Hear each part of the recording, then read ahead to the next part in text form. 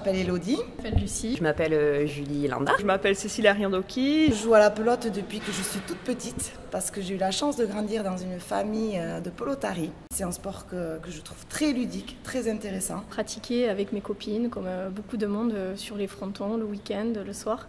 Bon, mes parents jouaient à la pelote déjà et ma grand-mère habitait à côté du fronton de Roquebat. Une vieille pala de papa ou maman qui traînait et on tapait comme ça. Ce que j'adore à la pelote, c'est que déjà, dès que tu commences à taper un peu, tu prends du plaisir. T'as pas besoin d'avoir un niveau extraordinaire pour déjà t'amuser. Je suis quand même championne du Pays Basque à Guamecreuse avec Elo en 2015, en 3e série. C'est ma petite fierté, voilà. Souvent, j'allais voir mon père jouer à la pelote tous les week-ends. On a dans différents tournois. Donc du coup, ça m'a motivée à commencer à jouer. J'ai trouvé une partenaire à la nautique qui m'a accueillie à bras ouverts. J'ai rencontré des personnes ultra sympathiques. Quand je suis arrivée, j'ai rencontré des personnes extraordinaires parce que c'est un club qui est quand même très familial et c'est tout ce que je recherchais.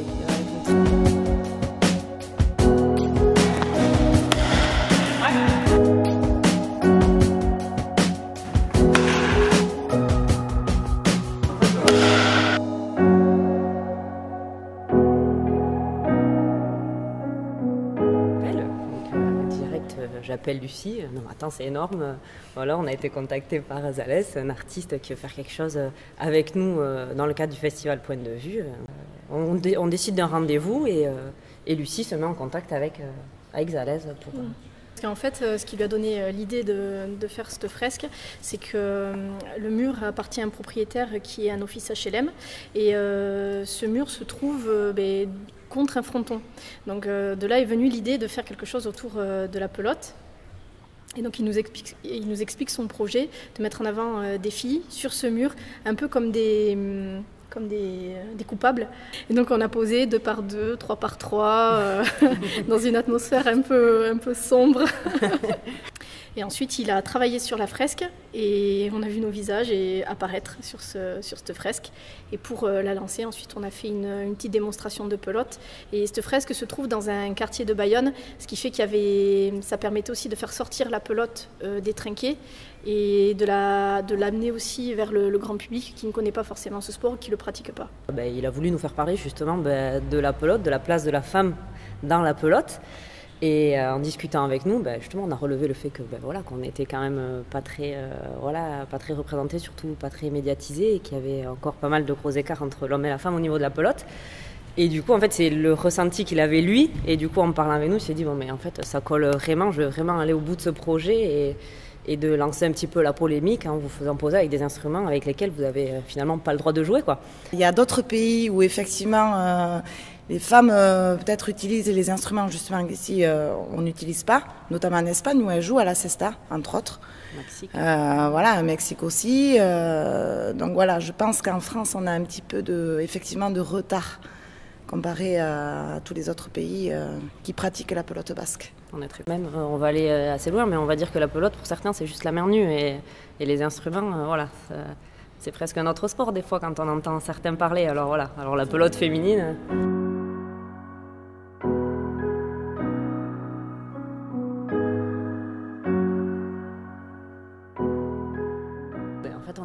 On avait fait une petite soirée arrosée, faut dire ce qui est. Fin de la soirée, on avait débattu de plein de sujets et là vient le fait, une problématique qui est claire de toute façon de la pelote telle qu'on la connaît nous, c'est que c'est du bénévolat à 100% dans notre club au niveau de la pelote et une problématique c'est il faut qu'on trouve de l'argent en fait pour faire vivre notre section et continuer à pratiquer notre sport. Et de là, on se dit, pourquoi on ne lancerait pas un calendrier C'est pas le calendrier des pompiers non plus, quoi. Voilà. ni des dieux du stade. Ni des dieux du stade, voilà. C'était pas ça l'idée. Voilà, c'était pas ça l'idée. Il fallait un concept. Il fallait un concept pour pas que ce soit le calendrier que tout le monde fait à Noël ou effectivement le calendrier des pompiers. Et là, je me suis dit, mais pourquoi on ne mettrait pas une définition, la définition du dictionnaire. Ouais. Et là, on a sorti des mots-clés qui viennent un peu illustrer les photos. Voilà. Donc hédonisme, par exemple, quand on nous voit toutes prendre l'apéro, c'est hédonisme qui ressort. Sur cette photo, on retrouve le texte qui est dans un parking souterrain de la ville de Bayonne. Et on a forcément la féminité qui est en avant, la pelote, notre club, avec la tenue officielle de championnat. Et on a ce mot-clé qui vient expliquer un petit peu la genèse, manière dont une chose se forme.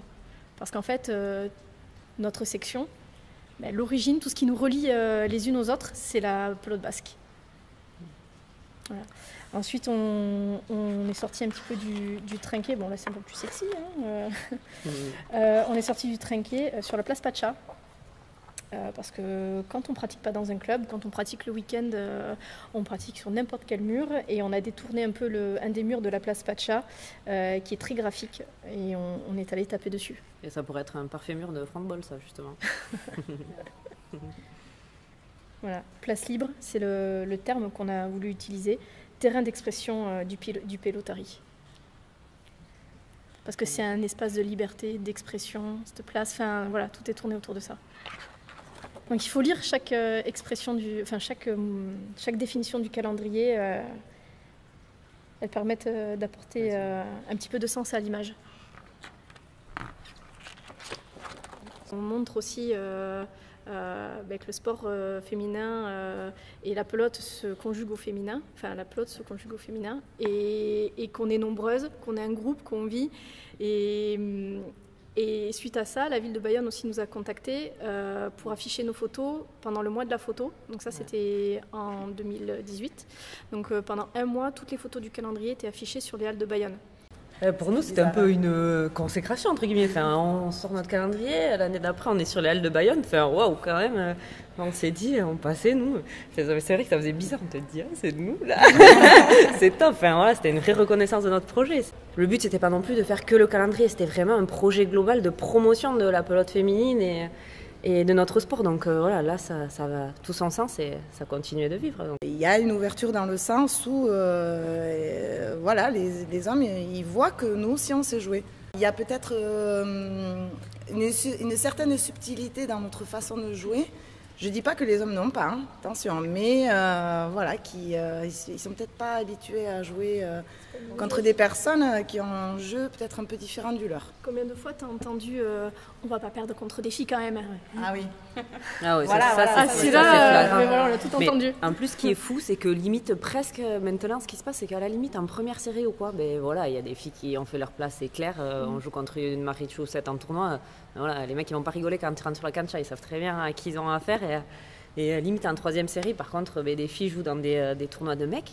Mais c'est affreux, tu vois très bien que les mecs ils sont hyper tendus parce qu'il y a une fille à côté et que ah ben non, c'est la loose de perdre contre une fille. Quand on rentre sur une cancha et qu'on va jouer contre des hommes, on sait que ça va être dur, on sait que ça va être compliqué, mais peu importe, c'est pas grave. C'est le jeu, on joue le jeu, ok, on se mesure et puis on a envie d'apprendre, on a envie de progresser et voilà. Et nous, on n'a surtout pas envie qu'ils déjouent justement parce qu'ils jouent contre des filles, quoi. Mais bon, après tout ça, ça évolue. Mais même au niveau des spécialités, là, on a notamment le frontball qui est arrivé, qui est une façon de jouer à la main nue sur un petit mur. Oui, qu'il y ait d'autres spécialités qui s'ouvrent à nous, puisque déjà, la Chistera, ça va être une avancée puisque les filles vont pouvoir participer à cette spécialité. Et là, ça va vraiment rentrer dans la compétition, donc. On a ça, on a le frontball, en Espagne, ça joue à mer nue tout court, ça joue, ça bouge. Un peu comme au foot, c'est sûr que quand on voit les dernières compétitions, les femmes, elles ont leur place à part entière, parfois même, c'est plus agréable de regarder un match de filles qu'un match de foot, excusez-moi messieurs, mais c'est un sport d'équipe. Nous, on est une trentaine de filles dans la section et il y a vraiment cet esprit d'équipe. Quand on vient jouer, on s'encourage entre nous et tout. Alors, c'est un sport où vraiment, il y a ce côté physique, où c'est très physique, on se dépense, on sort de là, on est trempe. Mais à la fois, c'est... ou pas. Ouais, ok. Mais c'est super convivial et il y a ce côté, c'est pas aussi individualiste qu'on pourrait le croire quand on regarde en fait. Quand ça se joue pas qu'au Pays Basque, ça se joue. Il y a une ligue du Béarn, une ligue des Landes, une ligue Côte d'Argent. Paris également joue et Cécile par exemple c'est le bon exemple. Je vais faire mes études à Bordeaux et là-bas on a la chance d'avoir un pôle espoir. Mais pareil, c'est pas que des filles qui jouent au Pays Basque. Il y en a aussi qui jouent du coup de Bordeaux. Il y en a certaines des Landes, même principalement des Landes. Et après de Bordeaux, il y a aussi des jeunes qui viennent jouer de Brive. Et même jusqu'à il y a 2 ans, même les finales de championnat de France de Balline ou autre, c'était au plus haut niveau, donc National A et National B, c'était organisé à Paris.